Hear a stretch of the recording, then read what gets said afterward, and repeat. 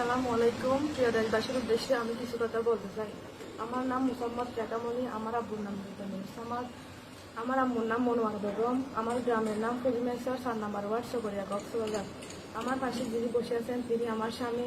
তার নাম মোহাম্মদ বিজবা, তার বাপের নাম হেলালুদ্দিন, তার মায়ের নাম আমানা বেগম, তার গ্রামের নাম পাহাড়িয়াপাড়া, 8 নম্বর ওয়ার্ড, বিএমসার, চকরিয়া, কক্সবাজার। আমি আপনাদের সামনে আমার কিছু কষ্টের কথা বলতে চাই। আমরা ছোটবেলা থেকে একে অপরকে অনেক ভালোবাসি। ক্লাস 5 থেকে শুরু। আমাদের ভালোবাসা বর্তমানে 5 বছর হচ্ছে। আমি ওকে ভালোবাসি সেটা আমার মা ভাইকে জানাই। আমার মা ভাইকে বলে, আমার মা ভাই বলছে আমাকে ওকে বিয়ে দিতে। সেটা আমার আম্মু বলতেছে তুই সুন্দর করে পরীক্ষা দে, পড়ালেখা কর, তারপরে তোকে বিয়ে দিব। আমি নিশ্চিন্তে আছি। হঠাৎ মাঝরাতে আমি পড়তে বসে আমার আম্মু আমাকে বলতেছে যে রেখামণি তুই রেডি হো। আমি বলতেছি যে কী জন্য আম্মু? তোকে পাত্রপক্ষ দেখতে আসবে। আমি বলতেছি যে না, আমি পারবো না। তোমরা না আমাকে বলছো ওকে বিয়ে দিবে, সেটা আবার এখন কি বলতেছো? তোমরা আমার সাথে বেমানি করতেছো কেন? আমার আম্মুর কথা না শুনে আমাকে আমার আম্মু মারতে চায়, মারে। আমি ধৈর্য ধরে, আবার একটা মেয়ে তো অসহায়, তার পিছনে সব লেগে থাকলে তো ওই মেয়েটির বাঁচার কোনো পথ থাকে না। আমি আমার কষ্টকে চেপে ধরে ওদের সামনে যাই, গিয়ে বসি। সবার থেকে আমাকে পছন্দ হয়, বিয়ে ঠিক করে ফেলবে বলতেছে সবাই আমার সামনে।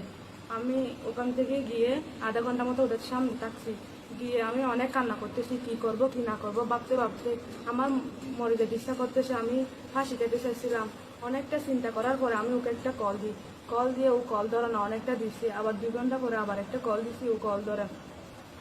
বলতেছে যে এতগুলো কল কি জন্য দিচ্ছ? আমি বলতেছি যে আমি খুব বিপদে, তুমি এখন আমাকে নিয়ে যাও, আমার বিয়ে ঠিক হয়েছে, তুমি জানো না। ও বলতেছে যে কি বলো? আমি বলতেছি যে হ্যাঁ। ও বলতেছে রেখা তুমি চিন্তা করিও না, আমার আম্মুকে বলবো, আব্বুকে বলবো, মানে প্রস্তাব পাঠাতে এটা বলবো। আমি বলতেছি যে তুমি এই কথা মুখে আনিও না, আমার মা ভাই কোনোদিন তোমাকে বিয়ে দিবে না। ওরা অনেক বড় লোক, টাকাওয়ালা, দেখছে ওকে বিয়ে দিবে। বলতেছে দেখি না। আমি বলতেছি তোমার থেকে দেখতে হবে না, তুমি আমাকে এখন নিয়ে চলো।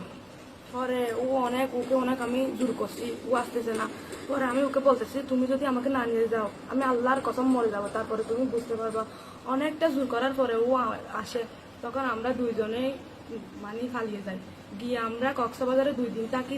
থেকে আমরা গুড ম্যারেজ করাইছি, আমাদের বিবাহ হয়। আমরা একে অপরের স্বামী স্ত্রী হয়ে গেছি। আলহামদুলিল্লাহ, আমরা অনেক সুখে আছি আমার 6 বছরের ভালোবাসার মানুষকে পেয়ে। কিন্তু আমার পরিবারের মা ভাইয়ারা 1 মাস হয়ে গেছে আমাদেরকে মানে ভালো থাকতে দিচ্ছে না। কিন্তু আমার পরিবার, আমার মা ভাই, আমার স্বামীর শাশুড়ির বন্ধুর মানে মিলে অপহরণের মামলা দিচ্ছে আমার স্বামীকে ধরা হওয়ার জন্য। আমার স্বামীকে ওরা যে কোনো মুহূর্তে ফেলে ধরে ফেলবে। আমার স্বামীর কোনো দোষ ছিল না। আমি আমার নিজ ইচ্ছাই সব বুঝে শুনতে আমি ওর কাছে আসছি। আমাকে কেউ হেল্প করে নাই, ও মানে ওর কাছে যাইস না এরকম মানে গিয়া করে নাই। আমি আমার নিজ ইচ্ছাই সব বুঝে চিন্তা আমি ওর কাছে আসি। আমার স্বামীকে ওরা 1 নাম্বার আসামি দিছে, আমার শাশুড়িকে 2 নাম্বার, আমার বন্ধুকে 3 নাম্বার। আমার শাশুড়ির কোনো দোষ ছিল না, আমার শাশুড়ি কিছু জানে না।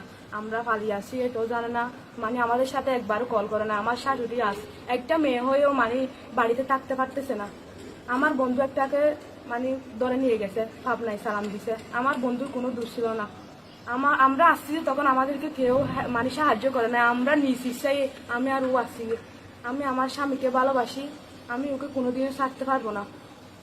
আপনারা আমার জন্য দোয়া করবেন।